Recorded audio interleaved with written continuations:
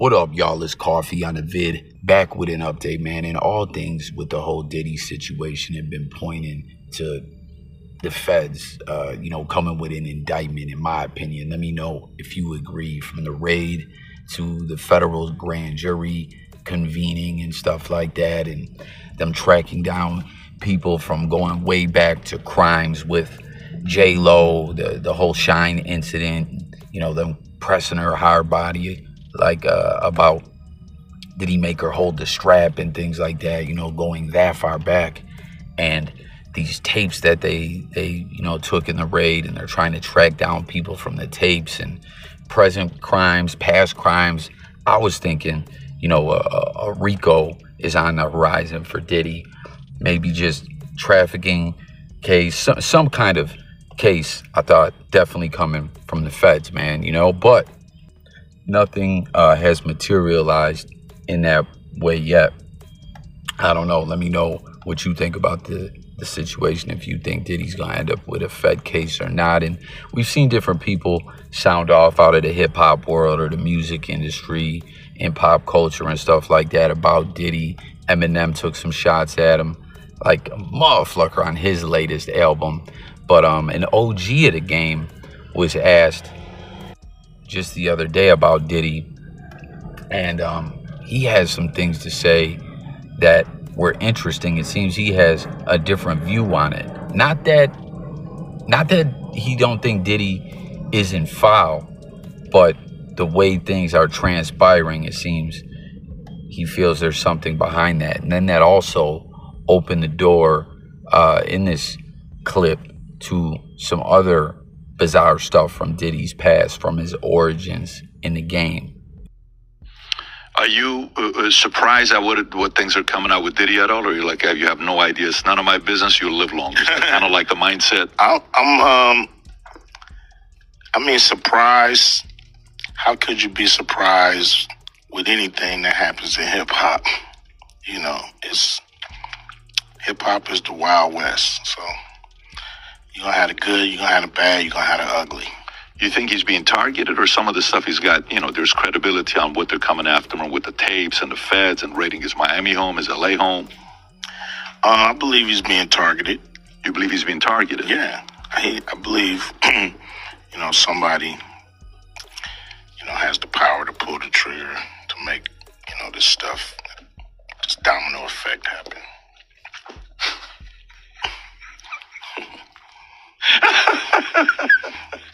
Okay, all right. So you think he's being targeted? Are you targeted? So you don't think Suge said you can say what you want about Diddy, but Diddy didn't learn to like young boys. He learned it from a man named Clive Davis. He threw Clive Davis in there. It doesn't sound like you're part of that camp. You're part of the camp that you think he's being targeted. I don't know enough to even be able to be specific on any of this stuff. It's just all speculation. I just know he was cool up until a point, and then this stuff started happening. So I believe somebody, like I said, yo, he's our new guy. We on this year or whatever. So it's interesting, right? You hear Ice Cube, he's talking about, you feel what I'm saying, right? He didn't seem to say, oh, I don't think Diddy's not a foul, summon a bitch, or nothing like that.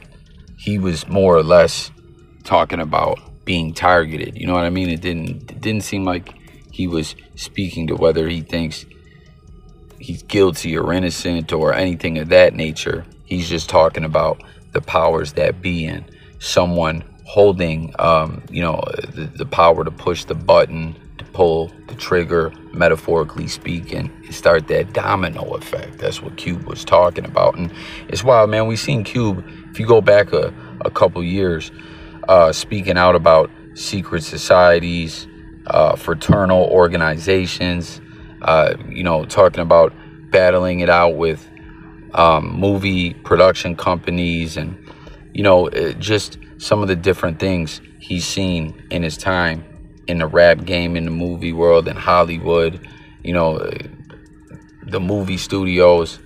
Like, he's battled it out with a lot of individuals. And like I said, there was a period of time, maybe might be like 2-3 years ago now, man. Time been flying like crazy ever since that sickness came and went, man. Tap in and let me know if y'all agree with that. Like, it's just been a time warp or something like that. But there was a period of time you could go back and look, like, he was speaking about certain organizations and stuff a lot, you know. And it's so crazy when that happens. You know, some people are like, yo, he's unveiling the truth. What's really going on behind the scenes? Who really holds all the powers? Then there's some people that are like, oh man, he's just doing that to make you think that he's you know, he's exposing stuff. He's really a puppet. Like, you know what I mean? Like, y'all know how it goes in the blogosphere with all this ish. But it was wild. You seen the dude, and I'm not familiar with who that is. Comment if y'all know. Well, actually, before I get to that, when it comes to pulling the trigger and all that and the domino effect, he, like I said, it didn't seem like he was talking about wrongdoing or not. He was saying Diddy was cool until he wasn't, right? And you know, someone that I speak of, that there was a lot of, and I'm saying these are theories. I'm not saying this is verified. I'm just throwing this out there. A name you can throw in the mix with that type of, you know, turn of events would be Bill Cosby, right? We all know Bill Cosby got bagged up on some very old allegations. It all seemed to start from a Hannibal Buress joke. Then next thing you know, he's locked up. Then he does some prison time. Then there's an appeal. And he ends up coming home.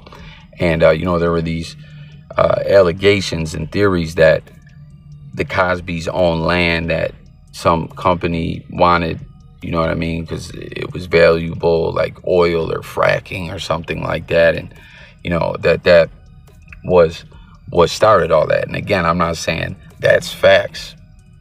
I'm just saying, you know, there's situations that do play out like that, like especially in the political world, man. You know, I always talk about Whack 100, the way he does ish with like having that Rosemo footage, the way he keeps the game in line. Like, you know, there's a lot of ish that's kept in the cut, like with all these politicians and stuff like that, or just people, you know, involved in big business when, you know, you don't bust a move the way they, you know what I'm saying, they want you to. Next thing you know, you see things transpiring, the dirt comes out. And in the Diddy situation, I mean, it's really, and again, this is not trying to clear Diddy's name or anything like that. It seems he involved in some wicked, disturbing ish or whatever. But the fact that that tape came out, like that tape that we saw on a major media outlet like CNN, to be stashed away in the cut all those years. Like, do you know how many people would have had to been paid off or dealt with, security guards, hotel staff, all that, for that to just never see the light of day? And then it comes out now. It's like, damn, you know what I mean? Like, it's what they say a lot about these secret societies and all these political motherfuckers. They're all on some weirdo-ish, or they all got dirt on each other in some way. And, you know, when it's time for the dirt to come out, it's time for the dirt to come out. And I don't know, what do you guys think about what Ice Cube's saying? And who do you think would be the one pulling the trigger? And what do you think it could be with Diddy that had this turn of events happen, if that is indeed what you believe to be true? Comment. But something else, and that's what I was going to get at, dude that was interviewing him, I'm not familiar with dude. If you are, comment. But you heard him talking about Clive Davis, right? After he was laughing at what Ice Cube said. I don't know.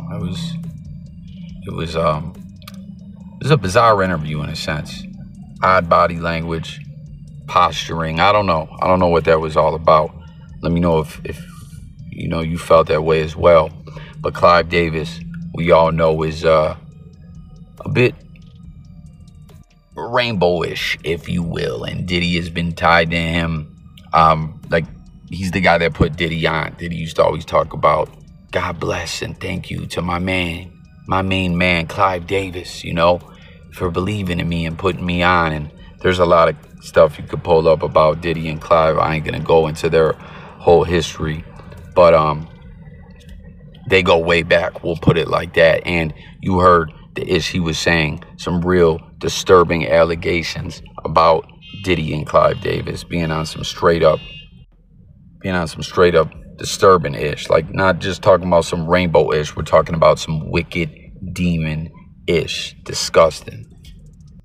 And with a lot of these Diddy's tapes, right, we saw Gene Deal, former security guard, come out and talk about Diddy having politicians, pastors, people from all over the world at some of these parties, man. Like, the more you dig into this, the more sick, disturbing, and bizarre it all seems. But here's an old clip, man, where Clive Davis, not super old, I think it's a couple years old, is talking about his origins in Diddy and the whole rainbow vibes in hip hop. There's a really great part of your book called Bad Boy, where you talk about working with Puff Daddy. What do you think he learned from you that kind of catapulted him to being this music mogul that he is today? We met when he was very young. I think Puffy was 21. And in meeting Puffy, he played me Craig Mack. He played me Biggie. He had 4 cuts of Biggie at the time. And his vision and attraction to me was, we were, even though a relatively new label, Arista Records, we were a top 40 powerhouse. And it was his vision that hip-hop could go top 40, where the big economic payoff was. And I must say, he convinced me of it, and we followed his dream together and accomplished just that with hits from him and Mace and Biggie, left and right. You talk about in this book, it's amazing how in the 90s there was this tumultuous time in hip-hop where you had the death of Biggie, the death of Tupac. There was a rapper named Shine who was arrested. Even Puff Daddy himself got into a little bit of a scuffle with a record executive you mentioned in the book. And you said that you never really unwavered your faith and your trust in him to lead this team that he was leading. Why is that you always, kept the trust and faith in him?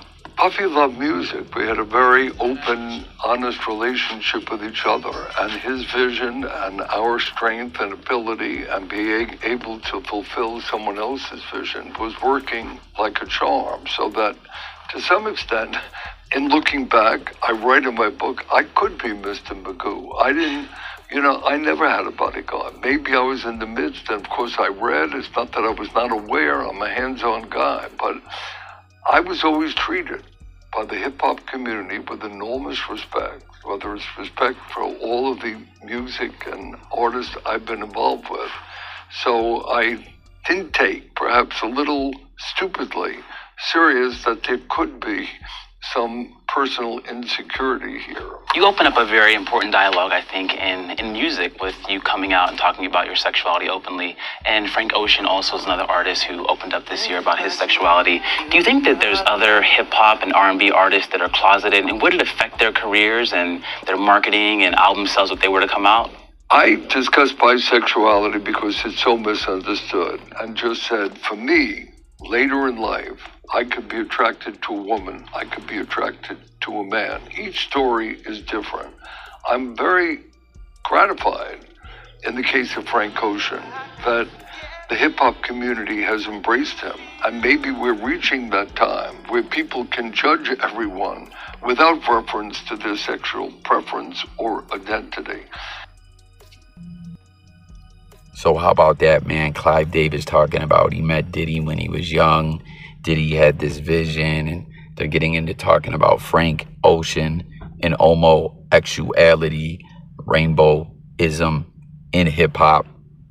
I don't know, I just wanted to, play that for y'all as dude, mentioned Clive Davis. That's Diddy's origins in the game. That's how he got where we got in the game. You know what I mean? I don't know. Take from that what you will. Hit the comments with it all. Is someone pulling the trigger, causing this domino effect? Is Diddy on some weirdo, secret society, wicked demonry, politician type circles of individuals he was rubbing shoulders with? Is that what's going on? Are the feds gonna come pick him up? Let's talk about it all in the comments. Stay tuned for more. And don't forget to subscribe to the channel, guys. It's Coffee, and I'm out of here. Peace.